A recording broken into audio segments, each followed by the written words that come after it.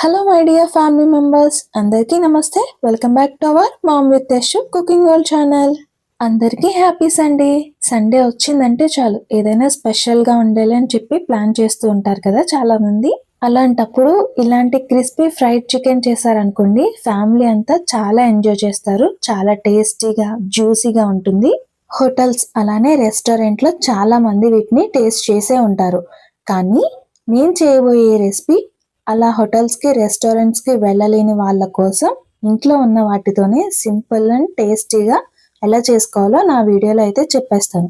మరి ఇంకెందుకు ఆలస్యం, వీడియోలోకి అయితే వెళ్ళిపోదామా. ముందుగా మనకి ఎన్ని లెగ్ పీసెస్ కావాలి అనే దాన్ని బట్టి తీసుకొచ్చుకుని వీటిని శుభ్రంగా వాష్ చేసుకోవాలి. ఇలా వాష్ చేసుకున్న తర్వాత ప్రతి దానికి ఘాట్లు అయితే పెట్టుకోవాలండి.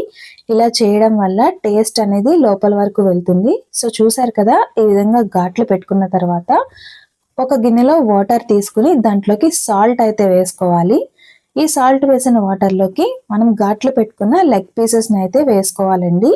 ఈ లెగ్ పీసెస్ని స్కిన్ ఉన్నవి తీసుకున్నా కానీ పర్వాలేదు, అవి కూడా టేస్ట్ అనేది బాగుంటుంది.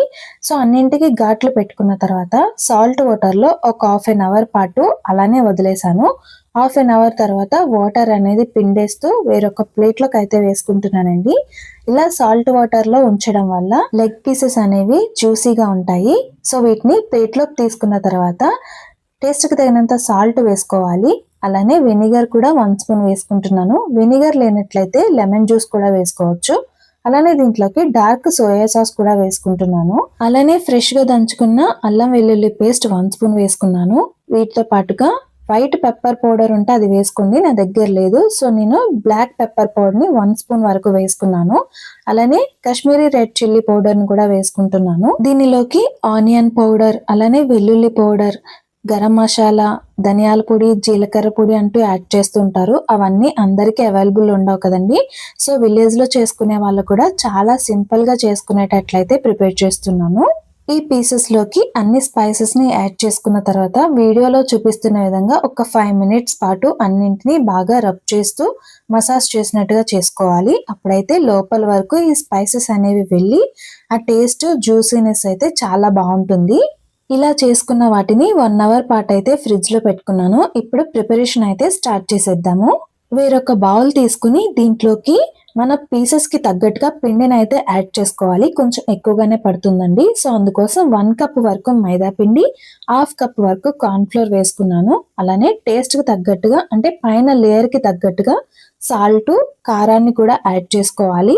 వీటితో పాటుగా పెరి పెరి మసాలా పౌడర్ అని దొరుకుతుందండి. ఇప్పుడు అన్ని షాప్స్లో అవైలబుల్ ఉంటుంది. సో దాన్ని కూడా 2 స్పూన్స్ వరకు వేసుకున్నాను. ఇది వేసుకుంటే ఆ టేస్ట్ ఫ్లేవర్ అనేది చాలా బాగుంటుంది. ఇప్పుడు ఈ పిండిని అంతటిని ఒకసారి కలుపుకోవాలి. ఇది కలుపుకునేటప్పుడే కొంచెం ఎక్కువగా కలుపుకుంటే సరిపోతుంది. సో ఇలా కలుపుకున్న తర్వాత పక్కన పెట్టేసుకోవాలి. ఇప్పుడు మరొక గిన్నె తీసుకుని నార్మల్ వాటర్ వేసుకుని ఐస్ క్యూబ్స్ అయితే వేసుకున్నాను. చిల్డ్ వాటర్ అనేది ఈ రెసిపీకి కావాలి. సో అందుకోసం అయితే అలా చేసుకున్నాను అన్నమాట. ఇప్పుడు స్టవ్ ఆన్ చేసుకుని ఒక కడాయి అయితే పెట్టుకోవాలి. నేను ఐరన్ కడాయి లోతుగా ఉన్నది పెట్టుకున్నానండి. ఈ రెసిపీకి ఇలా ఉంటే బాగుంటుంది. ఇప్పుడు మన లెగ్ పీసెస్ ని కలిపి పెట్టుకున్న పిండిలోకి అయితే వేసుకుని మంచిగా ప్రెస్ చేసుకుంటూ అద్దుకుంటూ పిండిని అయితే పట్టించాలి. ఇలా మంచిగా పట్టించడం వల్లే మనకి లేయర్స్ లో అయితే ఫామ్ అవుతుంది అన్నమాట అండి. సో చూసారు కదా, ఎంత మంచిగా పట్టించుకుంటే అంత బాగుంటుంది. సో ఇలా పట్టించిన తర్వాత మనం ముందుగా ప్రిపేర్ చేసుకున్న కూల్ వాటర్లోకి అయితే వేసుకుని ఒక 30 సెకండ్స్ పాటు దాంట్లోకి అయితే ఉంచేయాలి. తర్వాత వాటర్ నుంచి తీసేసి మళ్ళీ పిండిలోకి వేసుకుని ఇంకొకసారి పిండిని అయితే పట్టించాలి.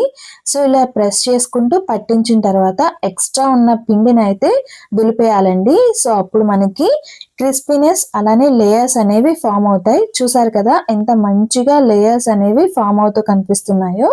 ఇదే విధానంలో అన్ని లెగ్ పీసెస్ ని చేసుకోవాలి. కానీ అన్నింటినీ ఒకసారి చేసుకోకూడదండి. ఒక 2 చేసుకున్న తర్వాత అవి ఆయిల్లో ఫ్రై చేసుకునేటప్పుడు హాఫ్ బాయిల్ అయిన తర్వాత నెక్స్ట్ 2 పీసెస్ కి చేసుకోవాలి. అన్ని ఒకసారి చేసి పెట్టేస్తే గనక పిండి అనేది ఆరిపోతుంది. సో క్రిస్పీనెస్ అనేది మిస్ అవుతుంది అనమాట అండి.